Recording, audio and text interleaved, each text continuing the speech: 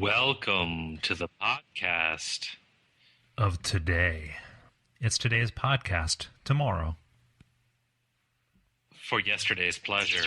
Episode 19. Wait a minute. What was that laser sound in the background? Multitasking.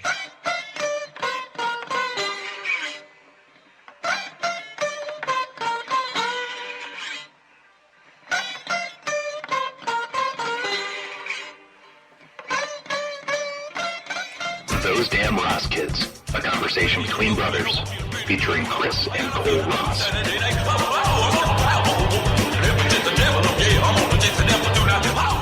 Hey Chris, what episode is it? Episode 19. Okay, 19. There we go. I mean, there's no more milestones until we get to 21. So No. we can just drop that. We can drop that part. 19. You're just not cute anymore. Yep. You're out on your own, honey. Mm-hmm. You've been hooking for what, 4 years now? Yeah. Most people that have signs outside their houses that say "gone fishing," you have a sign that says "gone hooking." I gone hooking. Gone hooking. Where's Phil? Oh, he gone hooking. You know. So, do you have any stories for me, Chris? Stories. Yeah, stories. You know, things of that nature, things that happened in the world. There's not a whole lot going on. Quit sandbagging me. There really isn't. I mean, there's tsunamis. Well, I mean, aside from the fact that the world is ending, it's coming apart at the seams. Apparently, there's moonquakes coming. Ooh, nice. I love those. Yeah, because we're having some sort of supermoon. Oh God, don't talk to me about that shit, man. It's gonna be awful. No, all they're saying is, okay, so the moon in any given kind of rotation, in a given month, it has an apogee and a perigee. And like they're saying, okay, so the cosmic event can happen within 2 weeks either way. They're 2 weeks before or 2 weeks after the perigee. Well, see, the thing is, that's the whole month. That's the whole cycle. It's bullshit. The moon's rotation around the Earth is elliptical, and the appetite and protege affect how close it is in that elliptical area. And it's an 18-year cycle, and I guess we're coming into the part where it's like the closest that it'll be in 18 years. Woo. Mm-hmm. And then, you know, Scorpio and that new sign they're gonna tangle in the sky, and we're gonna have a whole new set of days. There'll be a third day, Chris. There will be a third day added to the week. Really? Yeah. And that will be a Christian band's name. The third day. Which it already is, so don't worry about that. Okay. Yeah. I got it. Saving me on the Google time? Yeah. Yep. I'm just catching you up. Okay, cool. What if they charge for every Google search that you did? I wouldn't know a whole lot. Oh gosh, I would know nothing. But people would know a lot more because of me. I'm sure that there's I'm sure that there's a net neutrality joke there. But you want to talk about boning down? Oh, I'm always game to bone. I'm DTB, man. Do you want to do a little bit of a quiz? Sure. Yeah, let's do a quiz. All right. We're gonna test your sex IQ here, buddy. How much you know about boning down? Okay. Question number 1. How many positions are depicted in the original Kama Sutra? 436. 64, 82, 101, or 120? 82. The correct answer is 64 positions. Damn it. And yet the most popular sexual position around the world is, you guessed it, missionary. Oh, Yep. that's nice. For some reason they want to. For some reason they want to look at each other. It's wholesome. It's eye contact. I mean, it shows. It shows some initiative. I think on a lot of people that there's that the magic isn't gone. What's the next question? I think no matter how you slice this next question, it's probably just going to make you nauseous. But according to the World Health Organization, or WHO, how many acts of sex occur every day around the world? 40 million, 200 million, 500 million, or 2 billion? 2 billion. 2 billion? You think so? I'm saying 2 billion. I'm going large. According to the World Health One in 3 people. the World Health Organization, 200 million. Damn it, really? And yet more than 40 million Americans say they're stuck in a sexless marriage. Yeah, because we have incredibly fucked up morals here. So Definitely. Whatever. Man, I would have gone higher than 200 million. Really? There's 6 billion people. And like 1/3 of those people are children, right? Yeah. Yeah. So let's say that 75% of the population at any given time is having sex. So I would have figured that but the question is sex acts. So that's not like full on pen, you know? Well, I mean, different cultures, they define sex acts in a different way. Well, of course. But I figured that there would be at least 200 million hand jobs. Yeah, well, I mean, hand jobs, that's so quaint, Chris, that you think that people still do hand jobs. Well, I guess I would think that there were probably 200 million like homosexual tug jobs going on like by dumpsters every day. Yeah. Not true. Just pause and think about it. Just close your eyes and think about just the fact that billions of people are going into each other right the second we're speaking. You listener, yeah, you're probably one of them. Definitely. Because that's what we do to you. What's the next question? What age group is least likely to engage in protected sex? 18 to 21, 21 to 27, 28 to 39, or people 40 and older? Oh, 40 and older. 40 and older is correct. Yeah, because they don't know shit about shit. Mm-hmm. People who are 40 and older, I mean, most of them want to die, so they're just doing it. They're going for it. They don't have to worry about getting pregnant.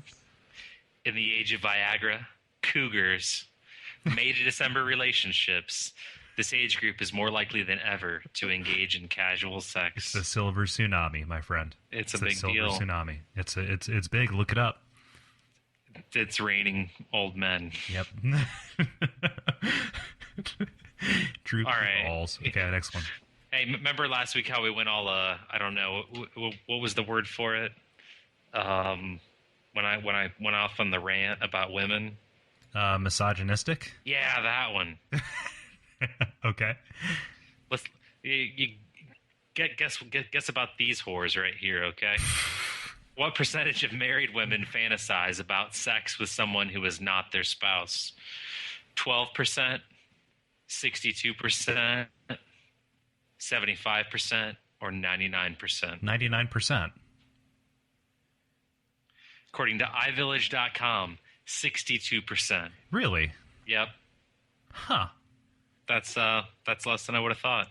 Yeah, that is less than I would have thought too. Just given human nature, I mean, by nature we're not designed to be monogamous. So I would have just imagined that it would have been higher. I think there's some lying happening. It's kind of like how most like Nielsen ratings are inaccurate because most people overreport their public broadcasting. True story. Speaking of human nature, yeah. That leads us to our next question. 2 out of 3 women are more likely to make out with a guy if they like his eyes, his personality, the way he smells, or the thickness of his wallet. I'm going to go with the way he smells. That's correct. Yeah. I mean, it's pheromones, right?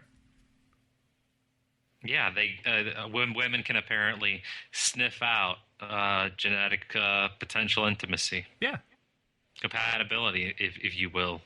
I was reading about this study. The scientists went into a strip club and they had all of the strippers document their periods, and the women who were dancing while they were ovulating made more tips. Good for them. I mean, there's chemistry, Chris, and not just in the poetic sense. This one's mind blowing, man. The average couple trying to conceive will have sex how many times before being successful? 1, 10, 25, or 104? 104. That's correct. Yeah. Yep. Seems as though it's incredibly hard. Yeah, so. It's basically like trying to refuel a jet in the middle of the air. It's difficult. A lot of stuff has to line up for that. This is making me feel good. I feel pretty good about my sexual knowledge here. Yeah, you gotta You kind of got it under control. Are there any other questions? Yeah, there's one more. Okay, give me one more. According to the Kinsey Institute, how many times a year does the average American adult have sex?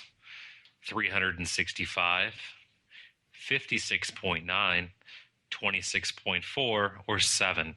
I'm going to say 56.9. This is correct. Yeah. About once a week. Huh. Yeah, that's true.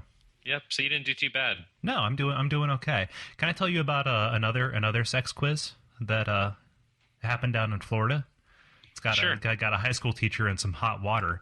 High school psychology teacher, just as an extra credit, extracurricular kind of thing, gave a little quiz to her students that some people are calling too racy. It's called the so-called sexual tension quiz. You can find it all over the place, and Facebook, et cetera, et cetera. The students were 16 to 18. Can I give you a couple of questions off of the quiz? Not a problem. Okay, these are riddles. It's not a question. That's a riddle. It's a riddle, okay? What am I? I assist an erection. Sometimes big balls hang from me. I'm called a big swinger. Scrotum. Nope. A crane. Here's this. What am I? I make some guys shoot in the air. I usually have a little pecker. I'm better in your hand than in your bush. One more time. I make some guys shoot in the air. I usually have a little pecker. I'm better in your hand than in your bush. Some kind of bird. Yeah, it's a bird. Bird law. What am I? I have a stiff shaft. My tip penetrates. I come with a quiver. Narrow. Yeah, it wasn't sexual at all. It was all it was saying like how sexually tense are you that you're seeing all this. None of this is sexual. None of this is sexual. I stick your poles inside me. You tie me down and get me up. I get wet before you do. Denise. A tent.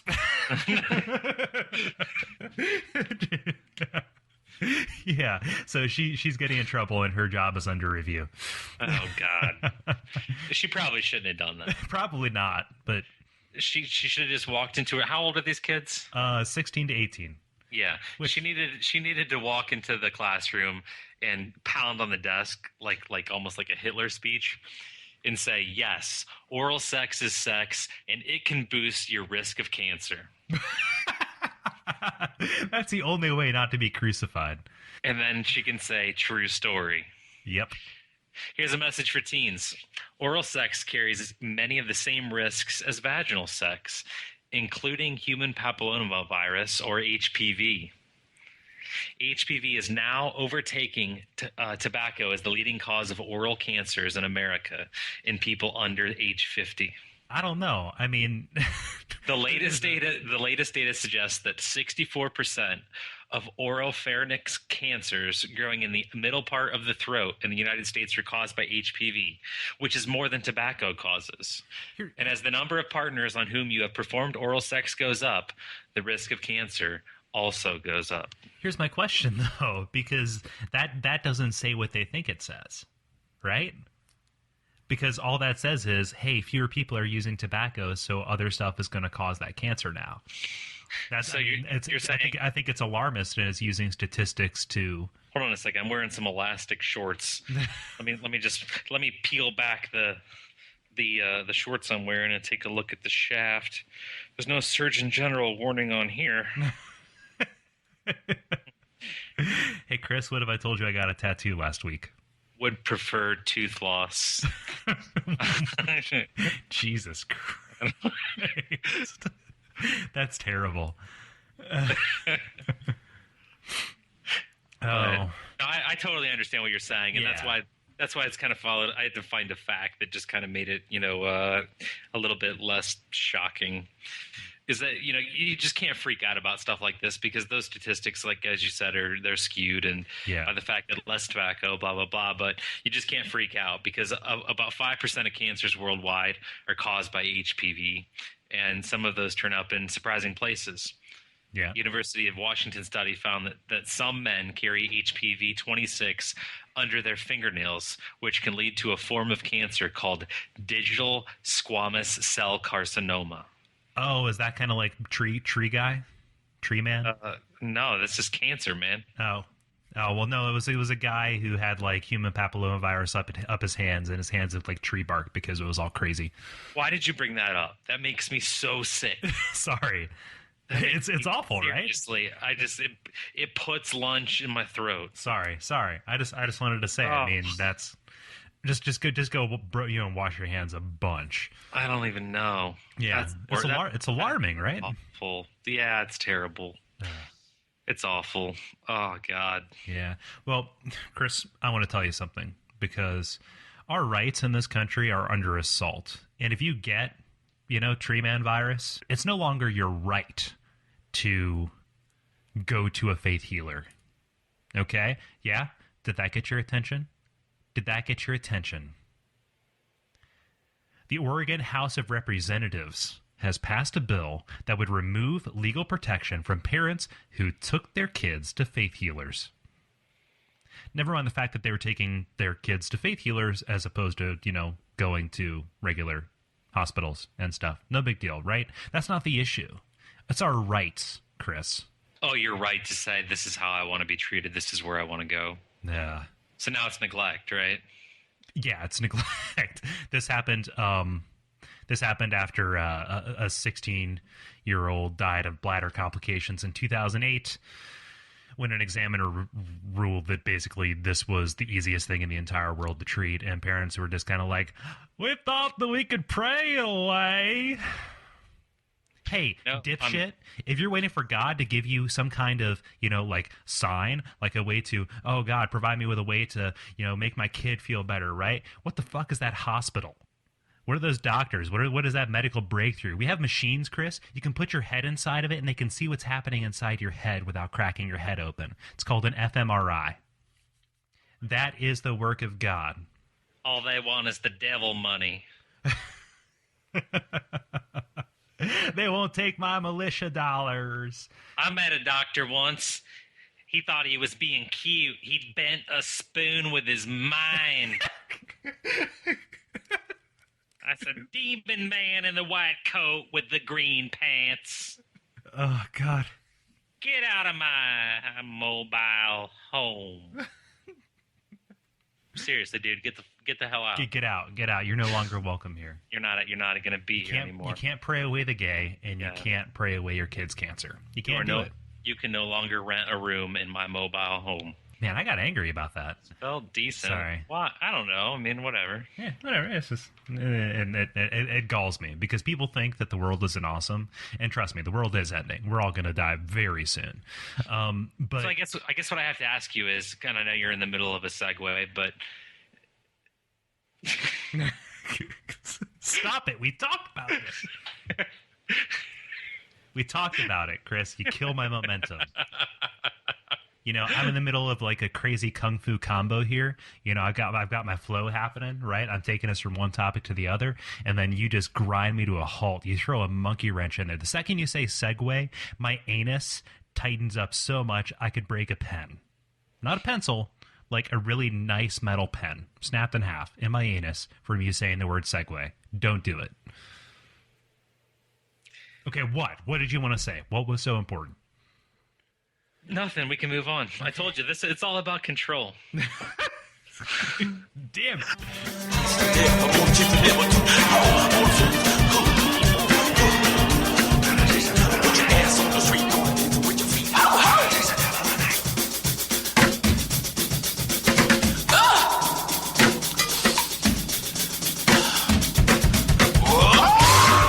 What gets me about the faith healing thing is that they are sacrificing their kids to an ideology. Mm-hmm. And if they just live in a rural area, that's not so much. It doesn't seem like it's their fault if they're there. I don't know. And right, you're pointing out some arbitrary things about it, but I just think that there's less blame to be found in that. Or like the extreme Ferber method. which is lock your kid in a room until he turns feral. Total sensory deprivation. God, if you wanna just weep, like I mean, just seriously, openly weep, just look up cases of modern feral children, like that are grown, like grow up in a hoarder's house, and just like they'll never be able to learn how to talk because they were never touched or talked to until like age 5, and they're basically like monsters because they yeah, it's awful. Well, there was that one mom that took her kid and locked it in the basement, and it had a small light in the corner of the basement, and the kid never saw a human being. The only light that it received was 24-hour light from the one little light that was in the basement. And like I said, they didn't never see a person. She had 2 mannequins. One was the mom and one was the dad. They both didn't. There was no like physical attributes. Like the mannequins didn't have breasts or muscles or anything like that. Literally just figures.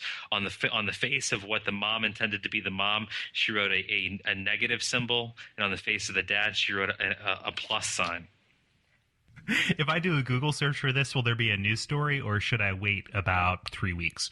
I mean, I don't know how long Google keeps search queries. Yeah. If you could just hang on for a little bit, that'd be awesome. Okay. Jeez. Wow, that's a... Hey, you want to play a game? Sure, yeah.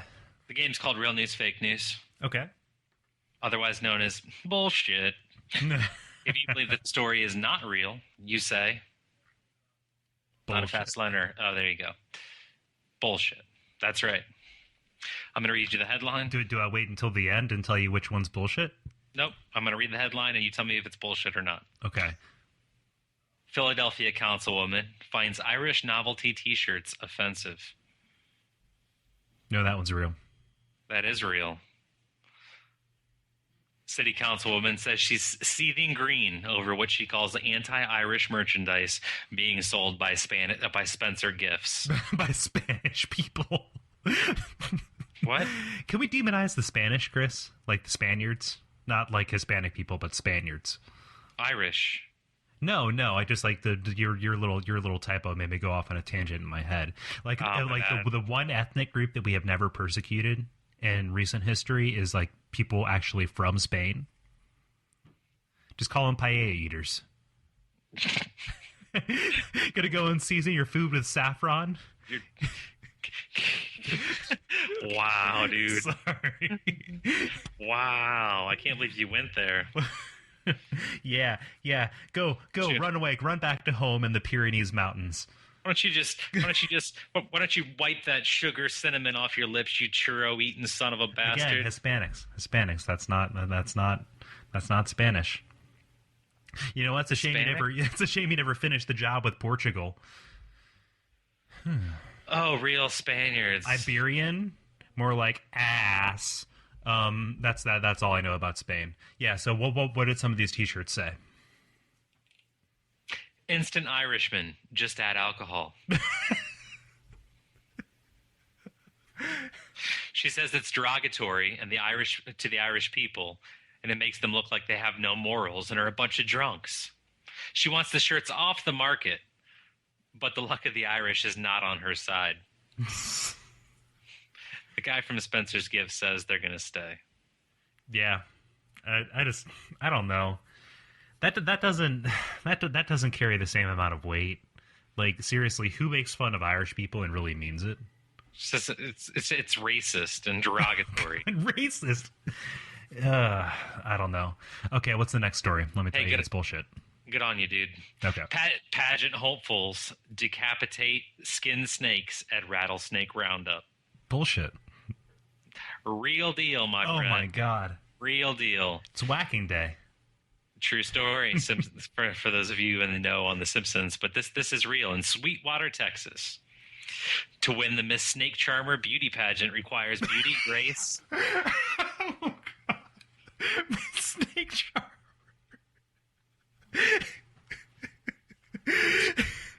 What's the next story? We're going to talk about about Arizona, Miss Bear Baiter. Okay, go ahead. I'm sorry. I just had to throw in a bear baiting reference. Go ahead. To win the Miss Snake Charmer beauty pageant requires beauty, grace, talent, and a strong stomach. Probably because it's the only pageant in the country that requires the winner to decapitate and skin a snake. Laney Wallace, Miss Snake Charmer, 2011, says, "Tomorrow I get to skin snakes and chop off their heads, and I'm super excited about it." I hate those snakes. God, how old are these people? These women? These beautiful women participating in pageantry? These beautiful little serpent killers, or 1920, something like that. Oh gosh, no! I was hoping it'd be little kids. No, wouldn't that be awesome? Yeah. No, but for all you PETA animal rights people, blah blah blah, the event was actually contrived about 50 years ago to be able to control the population of the western diamondback rattlesnakes in the area of Sweetwater. Apparently, the rattlesnakes were literally coming into the town and like slithering down the streets looking for water, looking for work. Those snakes were taking all of our jobs. Yep. They're in Texas, and they're like, "Well, how am I supposed to get a job with all these damn Mexicans and snakes coming in? All these damn Mexican snakes just slithering in and taking my migrant work." No, Mexicans and snakes. Mexican snakes. I guess if you want to combine them, that's fine. I do. That's like where all of my comedy comes from. Okay, give me another story. If that's what you want to do, then you can do that. U.S. citizens advised by State Department not to go to Japan. Bullshit. Real. What?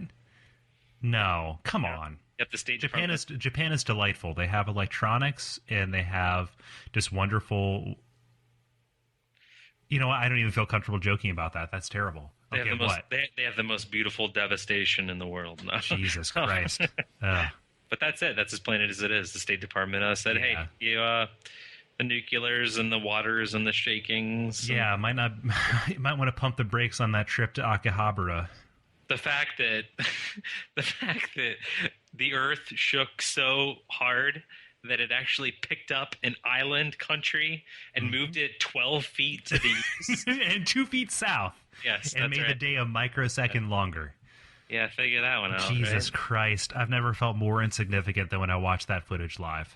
Yeah, well, that's depressing, but... Yeah, sorry. Yeah. Okay, whatever. I don't want to get into it. Apparently the country feels, our country feels like we're like, I don't know, apparently too dumb to figure out the fact that we probably not a good idea. Probably not a good idea to go there. Like if you're going there if you're a qualified professional who's going there to help, aid people, yeah, that's perfectly, just go through the proper channels. But if you're going to go on a trip to Hokkaido, might want to pump the brakes. I don't know.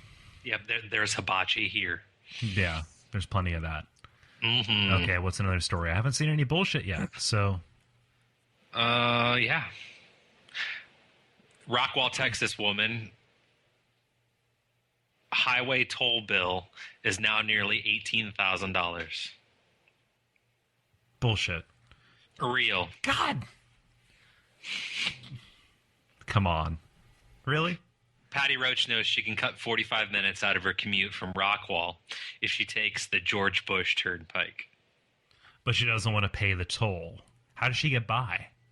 For 126 tolls, they wanted $2,551. That was a one invoice that she received 1 month. What? She had paid that. The following month, she had received an invoice for about $300 in tolls. What is her job? I don't know. How often do you have to drive this turnpike?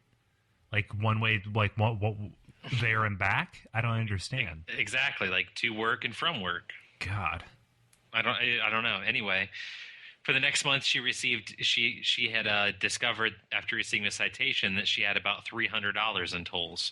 So if I can back up, she has $2,500 for the tolls in 1 month, and she's like, "Oh shit, I can't afford this." So the next month, she was to receive a $300 bill in tolls, but that she never received that. She says. Okay. Oh, so she's trying to reveal how arbitrary it is.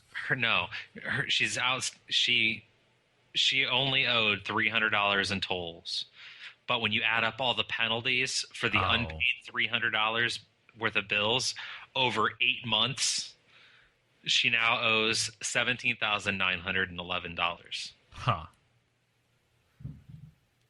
Yeah, that's her bad. Yeah, I guess so. the actual people who run the turnpike are saying that they're negotiating with her and say that they would only require her to pay 60% of what she owes. Yeah, that's the thing. Like, you take refuge in Audacity. Like, if you keep that DVD from the library out like 2 weeks overboard, like, oh, I have to pay you what, $15? I don't have $15 to spare. But if you keep it 20 years, they can never charge you that much. So I did that right once. around. I did that once, which is why I no longer go back to the library. Huh. But no, I brought the DVDs back, and they told me that I would need to pay them $40 if I wanted to check anything else out of the library. Huh. And I said, well, these DVDs are like $7. And you're going to charge me $40 because they were like 4 days late or something like that. So I just told them, I said, no, I'm not doing that. And now you're banned from every public library in the entire world. No, I can't do that anymore. Oh, okay. Evs.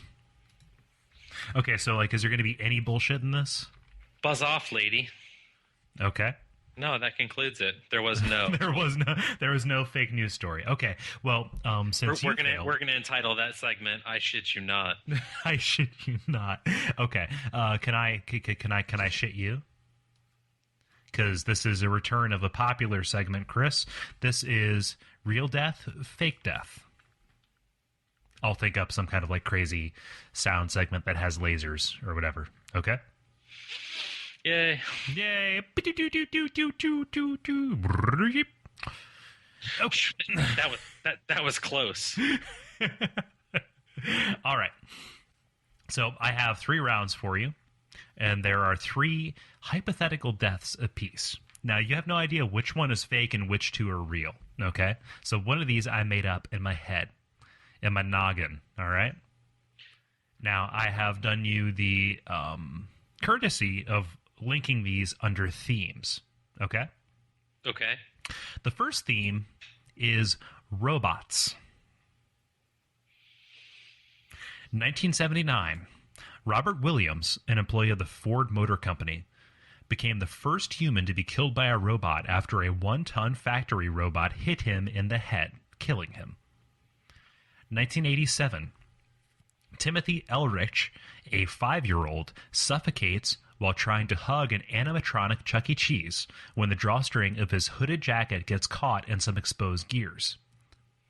1981. Kenji Urata, a Japanese factory worker with Kawasaki, was killed by a malfunctioning robot arm which pushed him into a grinding machine, killing him. Which of those is fake? Which one did I make up? You went 1949, 1987, and 1981. Don't pay too much attention to the dates. 1979, 1987, 1981. These are randomized. The Chuck E. Cheese. Explain your reasoning. Explain my reasoning? Yeah. Are you for real? Oh, yeah. Tell me. It's just... They still have animatronic Chuckies at Chuck E. Cheese. So it could... I mean... Okay. Yeah, you're right. That one was... They can't... If that happened, first off... If that happened in 1987, more than likely Chuck E. Cheese probably wouldn't be around. And the fact that it is still around... And still has animatronic Chucky the Cheese dancing up there. Okay. Which is not behind a chain link fence, so he's not huggable. Damn it. Makes that fake. Damn it, you caught me. Okay, I was too obvious with that one. Well, these next 2 are going to be harder. This category is ingestion. 1928. Phineas Lovejoy, a salesman, poisoned himself. Fake. God damn it!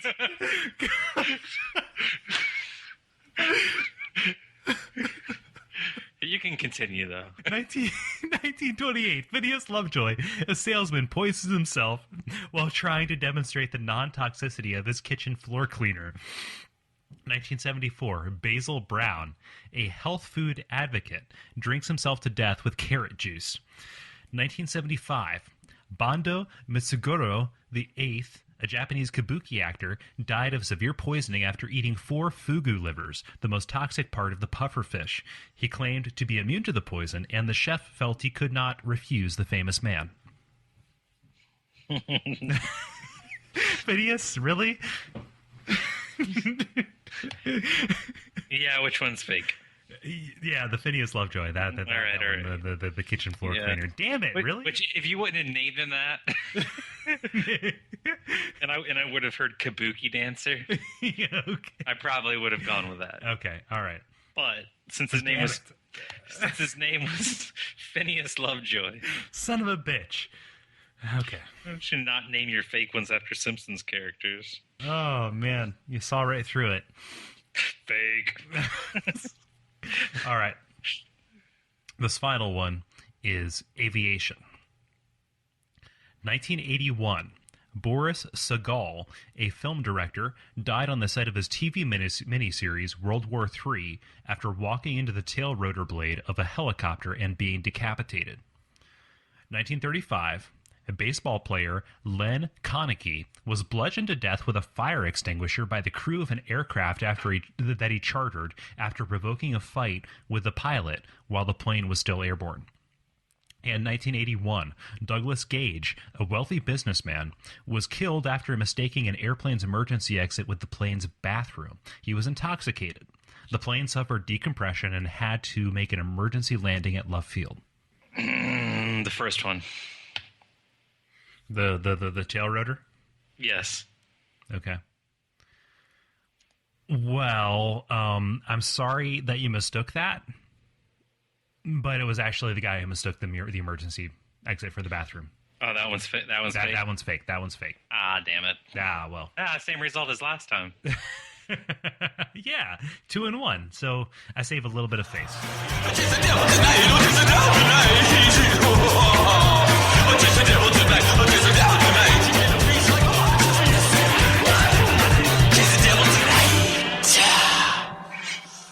Hey, Chris.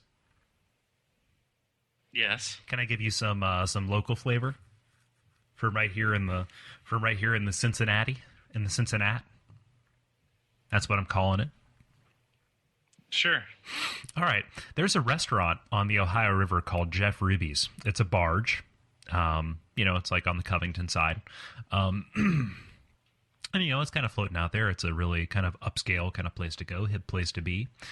Well, the one thing that you don't account for, the one thing that never seems possible when you put a restaurant in a river is that restaurant floating away down the river and running into a bridge. More than 80 people were on the boat at the time, including Cincinnati Bengals star Chris Collinsworth. Fortunately, nobody was injured.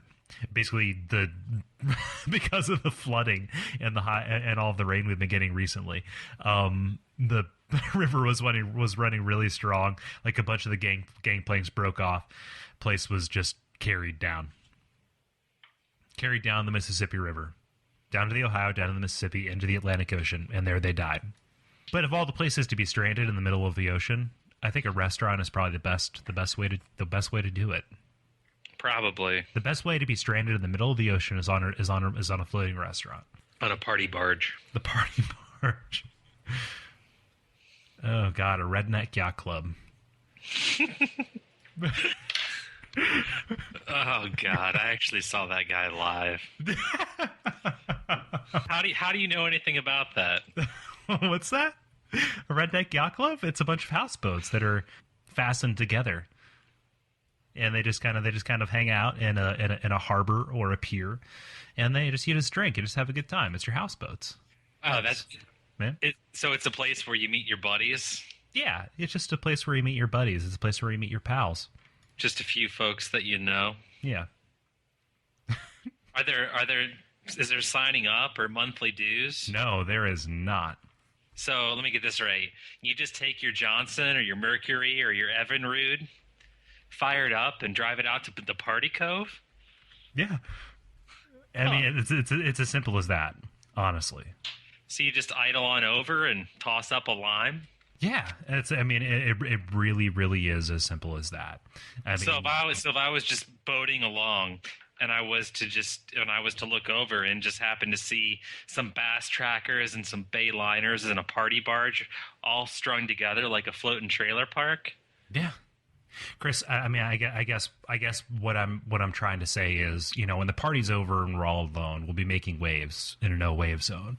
That's really about as simple as the Redneck Yacht Club gets. Really? Okay? Yeah. Were you going to repeat the chorus? So yeah, Jeff Ruby's restaurant. So somewhere in the middle of the Atlantic, 80 people starving to death. Hey Chris, What? we need to do something about the news. Not Huey Lewis, but just the news in general. Okay. Way to cut me off, you prick. I'm sorry. Did I cut you off with the Huey Lewis thing? Yeah. Okay. Fiested. Okay. You ain't supposed to be that quick. All right. But I'm going to read you a headline, and I want you to understand wholeheartedly why I feel I was misled. Okay? Okay. All right. Monkey enters courtroom in woman's bra. Not illegal. Yet. So, I mean, you hear that sentence and you assemble in your head some kind of scenario, right?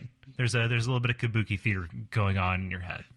Yeah. Like somebody, like, when I read it, I envisioned some sort of, like, somebody who's observing the court who decided that they were going to put a little tiny baby monkey into a women's bra and slingshot it, assaulting the judge. When I read that, what happened in my head was, like, this is... And now, to the witness stand, we call surprise character witness Mr. Giggles. He's wearing a tutu and a bra. That's what I think. And he like walks up and he's carrying he's like pulling along a little red wagon that has all of his toys and his bananas with it. That's so you confused a baby monkey with Mr. Giggles TS? What do you mean, Mr. Giggles TS? You seriously don't know what TS is? T.S. Eliot? Mr. Giggles T.S. Eliot wrote The Wasteland? No, TS is in like transsexual because you said Mr. Giggles and he's wearing a bra. Yeah.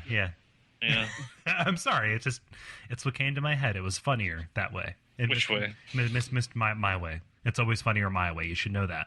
But no. Okay, that was part one of my rant on the media, okay, which has to be stopped. So the actual story is, woman goes into courtroom. Inside her bra, which is on her person, she has nestled a little baby marmoset in a tiny little, like a baby's dress. Uh-huh. It's like, whatever. But I want to read you the opening line, the lead, if you will, okay? Okay. Richmond, Virginia, via WWBT. Talk about monkey business. Come on! Are you kidding me? Strange but true, as authorities there say, quote, you just can't make this stuff up. It would not be possible. When asked who let the primate through the metal detector, they even joked it wasn't armed. And now to Rebecca with the weather. They have to be stopped. They're monsters, Chris. They're absolute monsters. Speaking of being misled, you're working, you're just happy to have your job. You're a blue collar guy. You work for the weekend, right? You save up all your money so you can afford payments on your houseboat because you're going to kick you out of the yacht club. Everybody's working for the weekend. Yacht club.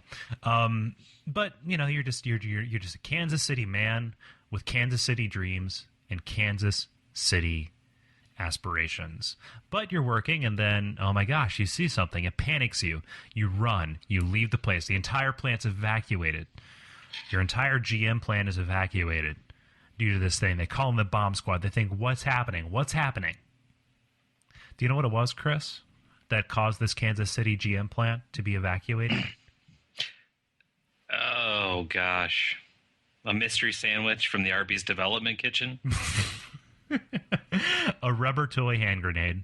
Oh, no shit. Yep. Yeah. I bet you that little army dog left it. I don't understand. I don't understand. That's because you don't know. Okay. Gee. What'd you call me?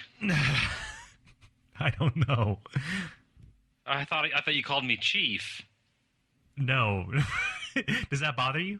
Oh, See, I get kind of irritated. When somebody assigns the dismissive nickname. I don't so much mind that as I do when people call me like buddy. Buddy. Yeah, I think this is a Dane Cook thing, and he Is it? He goes on and on about it, but I really don't like being called buddy. He builds his entire act on it. Yeah, there are people that I've worked with for 2 years now. I don't know their names. This is like a Paul Reiser thing.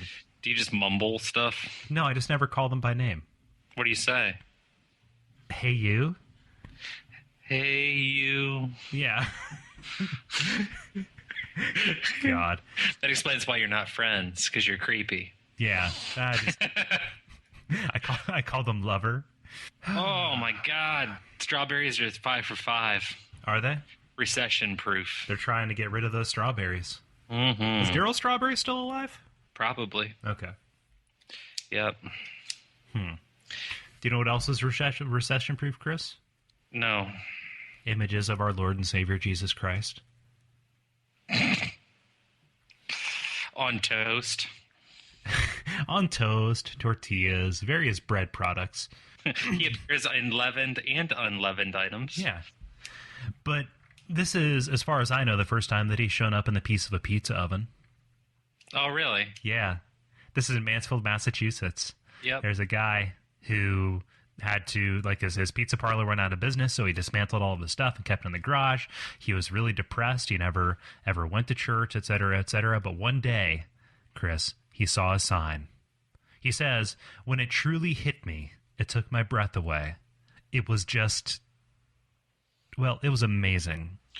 He opens the garage door and the light hits it in such a way that he sees it and he falls to his knees. The door of the pizza oven, charred into it, is an image that he calls Mary and the Holy Babe, the Lamb of Lambs, the King of Lambs, Chris.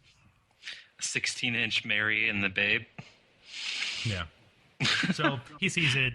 I don't know if he is charging admission to see it yet, but it's recession-proof because people are looking for hope. New England man buys larger air compressor to keep up with inflation. That's terrible. He's an idiot. I don't know. A fake guy made up. What a dummy. I don't know. I don't know. Do you ever get alarmed by targeted advertising? Like laser targeted advertising? I don't know, dude. You don't?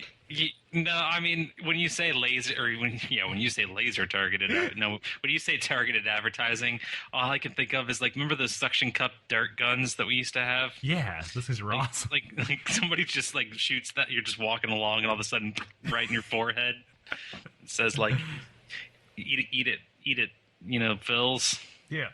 Yeah, like that kind of targeted advertising. Uh-huh. Yep. Huh. So, like advertising shot out of a blowgun.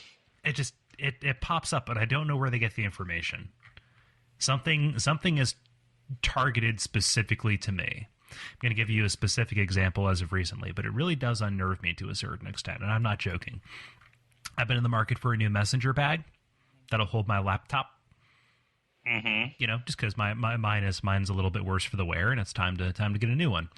So I've been searching for. I heard that this one brand is really good. So I been looking at the brand and. What are you talking to? Like what the two people who care about that shit, or is this? No, are there a lot of people that are like, yeah, this brand's really wicked good. Well, just like if you do a search for like what's the best computer messenger bag, and it'll bring back just like a couple of brands. So I'm doing like a search on this, and I'm browsing around their website, and I'm looking on Amazon a lot. That must be it. It must be Amazon because I'm looking on there to get the best price. And everywhere I go now, Chris, it's advertisements for this company's. They're already sold. I'm going to place the order later on today. But they're hitting me. They're hitting me, and I don't understand. It is a dangerous technological world out there. They're watching you and trying to sell to you. They'll eat your children, and then they'll sell the bones back to you, Chris. It's technology, okay? I'm going to use a cliche for you real quick, okay? I'm having a hard time dealing with my anger. I want to chew up the meat and spit out the bone, but I'm stubborn. I can't. I just want to chew on the bone. I don't understand. Neither do I. I was said by a prisoner on a TV show last night. What? Yeah. did he precede his rant with, I'm going to say some cliches here? Yay. Hey, the good news is as we come into this time where there's, the St. Patrick's Day, there's awesome specials on, Irish cream liqueurs. Yeah. And the Guinnesses and the Killians. So that's good. Yeah, that's good news for everybody. That's good news. I would much rather have Irish in me that way. Yeah. Than some of the other ways that I've had it. Than some that I've seen or heard about. All that haggis.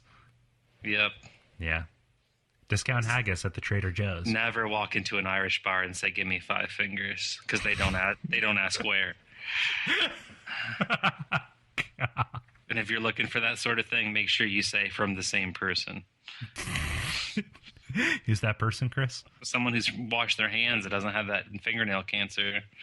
Okay. No, I thought you were going to say Johnny Walker.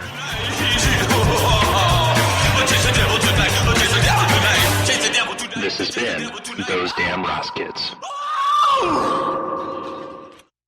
All right, man, button it up for me.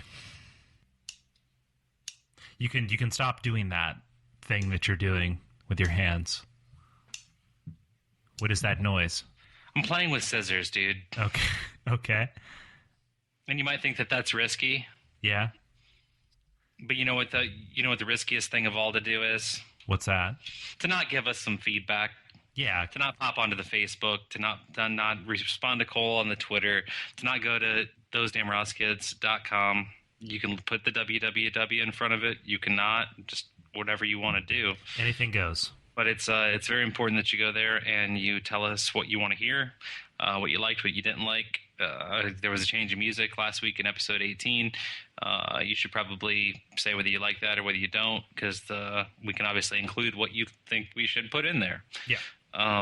So really, at this point in time, we're just trying to fine-tune and get things together with you guys, and it's going to be important for you to pay us too. To donate and try to cover some of the costs of being able to put everything together. Yeah. You can also go to iTunes and give us a review. We need to get up in them rankings. So if you are listening, if you don't want to write a review, the review does help, but you can click on the stars next to your little iTunes entry for us, and that does help out if enough of you do it. Yeah, which I went through my whole canned rant of everything you can do, and Cole brought up a good point, and he brought up the most important point. At this point in time, if you want to help out, if you want to do anything, obviously being able to help in the cost of things is good. But going to iTunes and putting a rating on and putting a review in is the single most important thing that you will do this week, this month, this year. In your life. It is the biggest thing ever. I don't really care what responsibilities you have to neglect in order to do it. For the 2 seconds it takes. Whoever your maker is, assuming you see him in the end, will be like, oh, I totally understand whatever you didn't do, or, to be able to do that. Mm-hmm. So do that, because that will mean that there's probably 5 people that will pick up and listen to us because you decided to write, a little paragraph about what freaking rock stars we are. Yeah. We're the sexiest men in podcasting, okay? Mm-hmm. Yeah. Say that, actually. That's our new slogan. The sexiest men in podcasting. Yeah. Say that in the reviews. Listen to what we say, and go to iTunes and give us the review, because that is the best thing you can do aside from continuing to listen, I'd say. Yeah. Is that really important to say? Yeah, I mean, I'm thankful for the time that they spend listening to us. No. And if you're not... No. Hey, thanks for hanging in there for 18, 19 episodes. You're listening to this. It's time for you to move on. But before you go, if you could sucker some other schmuck into downloading this shit, that would be awesome. It's like that fucking Amish... It's like that Amish friendship bread. Yeah, exactly. Those damn Ross kids, the Amish friendship bread of podcasting. The sexiest Amish friendship bread of podcasting. Hey, you're in now, and once you're a piss dragon, the only way you're not going to be one again is if you find someone to replace you. Yeah, it's one in, one out. Yep, true story. It's like sort of like being a waiter having a sick day. Janine won't cover you, then tough shit. Yep, you're coming. Don't care if your kid's play is tonight. You got to listen to the podcast.